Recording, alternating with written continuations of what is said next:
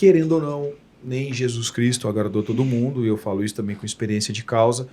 E como é que é o preparo de vocês para lidar com... E essa pergunta ela vem aqui da Bianca, e eu já era uma pergunta que estava no script, pode perguntar também. Eu nem diria com clientes insatisfeitos. A minha pergunta ela vai um pouco mais além. Como é que vocês lidam com a ingratidão de alguns clientes ou de algumas pessoas? Cara, com cliente eu vou te falar que as meninas brincam na clínica que eu sou louco porque eu sou obcecado pela crítica. Eu sou completamente obcecado pela crítica, já desde esse processo de gestão quanto a cliente. A gente tem um processo de busca justamente por avaliação dos pacientes e eu só dou bola, elas brincam comigo, né? Tipo assim, pô, mas tu só dá bola pras críticas. Sim, porque é a crítica que vai me fazer melhor. Então, quando é de cliente, cara, nesse sentido, eu tento ouvir ao máximo o cliente. No sentido de que, poxa, ele está falando algo que não faz sentido. Eu olho para as meninas e falo, não, se ele sentiu isso, faz sentido. Pode ser que nós não quisemos transmitir isso, mas se ele sentiu isso, tem algo que a gente pode melhorar para que ele não se sinta dessa forma. Então, com o cliente, eu sou extremamente obcecado por essa crítica. Pelo feedback dele. Quando construtiva, obviamente. Mas, quanto a outros profissionais, cara, eu sou muito frio quanto a isso. Eu lido muito tranquilamente quanto a isso. Eu não ligo, mas eu sei que a Priscila sente muito com isso. E o que me dói é ver ela sentindo. Entendi. Porque eu sei o quanto ela se dedica e o quão da vida dela ela abdica pra gente ter o que a gente tem em termos de clínica. Então, noites, finais de semana estudando, virando noites estudando, fazendo conteúdo, palestras, congressos e tudo mais. E ver toda essa dedicação dela ser criticada por pessoas que só querem criticar, ou enfim, dói muito. Mas a minha opinião é que todos nós colhemos o que plantamos. Então, o que eu falo pra Priscila é, amor, se hoje você acha que as coisas não estão sendo justas, que às vezes vem essa expressão, não, mas não é justo comigo isso. Confia que um dia será, porque né, uma das leis mais intransponíveis do universo é de que o que é plantado é colhido. Exatamente. Então, só faça para o próximo o que você quer para si. Eu percebo, no nosso caso, né, é uma inversão. Eu sou mais emocional do nosso casal aqui, a Amanda já é mais racional, entendeu? Eu absorvo muito isso também, eu me preocupo muito do que os outros Eu tô zoada, falam. que eu falei pra vocês, com a minha garganta, com ferida dentro da boca por conta disso, de um estresse que a gente passou recente, semana passada, com plágios. Ah, eu vi, é verdade. Assim, é que chega a ser cômico, mas isso me fere tanto, porque, poxa, é meu trabalho, eu fico de madrugada fazendo as coisas. O Vini vê, eu fico de madrugada. É de uma clínica para outra, eu tô montando legenda, tô montando conteúdo, pesquisando. Para as pessoas simplesmente ir lá plagiar, copiar, usarem os nossos resultados. Daí eu fico pensando nos outros pacientes que elas estão enganando usando os nossos resultados. Então isso me incomoda muito. Mas eu já melhorei muito. Hoje, eu acho que eu sinto, mas eu não sofro tanto quanto eu sofria antes. Antes eu ficava chorando dias com aquilo, ficava doente. Hoje eu fico estressada só. Então já melhorei muito do que eu era. Porque antes, tadinho, eu falo, ele vai pro céu direto, não tem nem o que titubear. Que o Vini aguenta as pontas, assim, nesses momentos, por ser mais racional. Sim. Talvez faz sentido, eu nunca tinha pensado nisso, mas por ser minha cara ali, eu acho que eu recebo muito mais. Sim. Né? É o É o alvo, nosso né? nome, E pensando nesse sentido, a gente como clínica blinda um pouco a Priscila nesse sentido, né? Tipo, a gente não é tudo que chega pra ela, até a gente toma esse cuidado, Claro. porque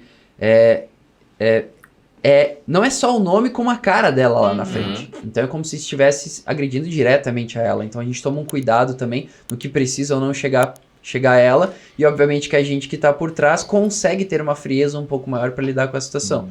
Mas faz parte. Eu acho que nem uma vez a gente conversou, eu falei, amor, se você quer parar de receber críticas, então a gente para de crescer. Exatamente. Me veio para te dizer, né? E isso já me disseram um dia. Qual é o objetivo de um alvo? Um só, é ser atingido, né? Se existe um alvo, O objetivo de um alvo é ser atingido. E uma vez me disseram assim, uma pessoa que ela não está mais entre nós, Franklin, e eu digo isso para você, Priscila, Vinícius, bandeira, quando hasteada, é uma bandeira.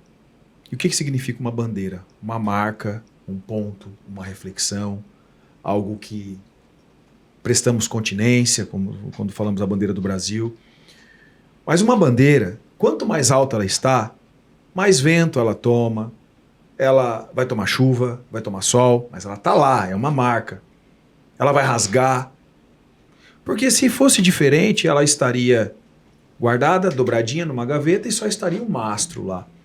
Então, para pessoas que assumem essa posição de bandeira, de posição, tem que estar preparado para o vento, para o sol, para a chuva, para o granizo, para rasgar e de tempos em tempos, né, trocar o tecido e fazer igual a águia, né? Fazer o voo, trocar as penas e voltar.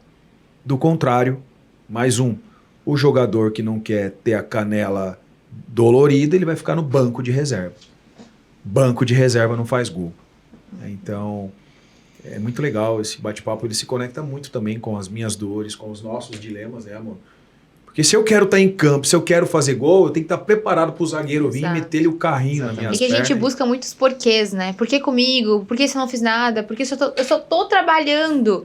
Só que não tem porquê. Pra gente que é maldosa, não tem porquê. A terapia tem que estar ok. Exatamente. Resumindo, a terapia tem que o estar em dia. também. Tem que estar em dia. Terapia, o vinho. Tem que ter uma ferramenta para controlar isso aí. É a caneleira, na linha do que eu tô falando ali. Isso né? aí, porque se a gente tá blindado ali do negócio, não atinge, mas né? A gente sabe, vê, mas... E assim, ó, como eu falei pra vocês, eu sou apresentadora de um podcast da estética, né? E todos os profissionais que a gente entrevistou, que são referências, todos passam pela mesma coisa. Então Bandeira, não vai mudar. bandeira, é o que você falou, alvo, exato. Alvo. Não vai mudar. Não tem. É Todas você as pessoas. saber lidar com isso. Exatamente. E o engraçado é que quanto mais você aprender a lidar com isso, mais forte você fica. Né? Hoje eu me sinto fraco para algumas situações. Mas se eu olhar para trás, o que eu já superei, meu Deus, eu sou uma rocha. Mas é só passando pelo que você passou que te construiria a pessoa que você é hoje para resistir pelo que você tem que resistir hoje. Pronto. O Vini sabe, assim, eu acho que hoje ele consegue observar que eu já evolui muito nisso. Porque antes eu chorava em posição fetal, assim, ó. De sofrer até o fundo do sofrer, poço. de doer, de meu Deus, eu só tô trabalhando, me deixa trabalhar, porque fazer isso comigo, eu só tô trabalhando. E eu acho que ele foi adotando cada vez mais essa postura de resistência justamente por me ver sofrer desse jeito, de não aguentar mais me ver desse jeito. E ele fala, Priscila, não sofre por isso, não tem nada a ver o que você tá passando, porque é só uma...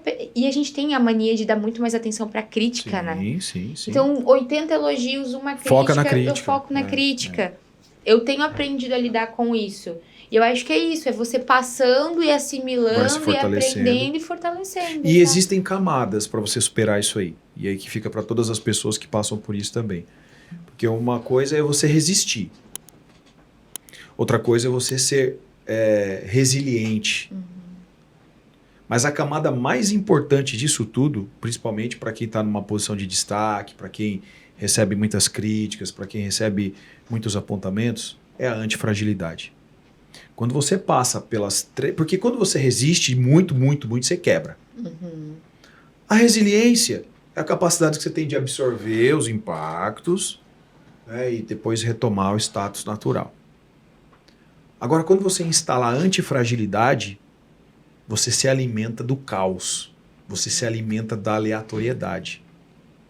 Meu amigo, minha amiga, quando a pessoa passa a encontrar a importância, se alimentar e se fortalecer da aleatoriedade, nada mais te abala. E aí você vai embora. Que louco isso, ó. Que louco. Tem um livro, não tem? Tem, Antifrágil. Antifrágil, né? A lógica do cisne preto. Demais esse livro. Eu aprendi tudo isso lá.